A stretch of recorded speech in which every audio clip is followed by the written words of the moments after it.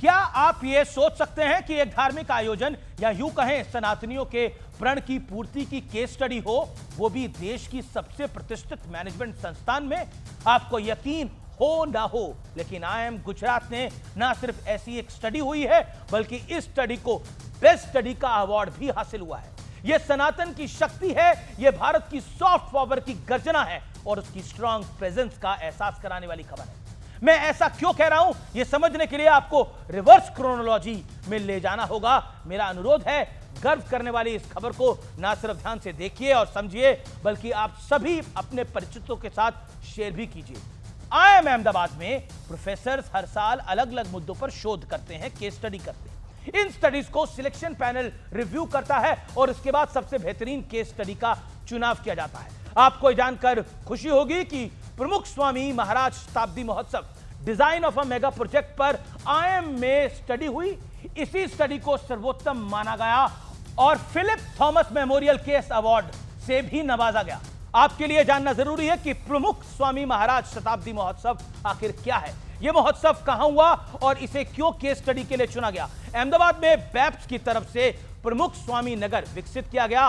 बैप्स वही संस्था है जिसकी पूरी दुनिया में, हमारे देश में भी कई अक्षरधाम मंदिर है। बैप्स ने इस नगर को प्रमुख स्वामी जी महाराज जन्म शताब्दी महोत्सव बनाने के लिए बनवाया था। 600 एकड़ में हुए इस कार्यक्रम में करीब 1.5 करोड़ लोगों ने शिरकत करी। लेकिन इंटरेस्टिंग कहानी यह है कि कैसे हालात से लड़कर रिकॉर्ड वक्त में इस नगर की तैयारी पूरी हुई। फरवरी 2020 तक 350 किसानों और बिल्डर से जमीन दान में दे दी थी। अक्टूबर 2020 में कोरोना की वजह से महोत्सव को दिसंबर 2021 से दिसंबर 2022 तक पोस्टपोन कर दिया गया। मार्च 2022 में भूमि पूजन हुआ। अप्रैल 2022 तक काम ने पूरी रफ्तार पकड़ ली। 40 डिग्री की गर्मी के तापमान के बावजूद ना कोई रुका ना कोई थका। जुलाई से सितंबर 2022 तक मानसून ने काम पर कुछ ब्रेक लगाया। अक्टूबर 2022 को श्री श्री महंत स्वामी महाराज ने लोगों से दिवाली इसी नगर में बिताने की अपील करी। इसका इंपैक्ट था, इसका असर था कि 14,000 वॉलंटियर वहां पहुंच गए, जिससे काम में और तेजी और गति आई। दिसंबर 2022 तक नगर तैयार हो गया।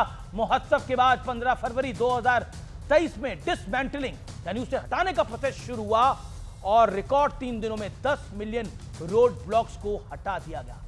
मार्च 2023 तक सारी जमीन वापस पुराने स्वरूप में उनके मालिकों को लौटा दी गई। यही भारत की सॉफ्ट पावर है जिसे दुनिया सलाम करती है। तस्वीरें इसका उदाहरण है। Australian PM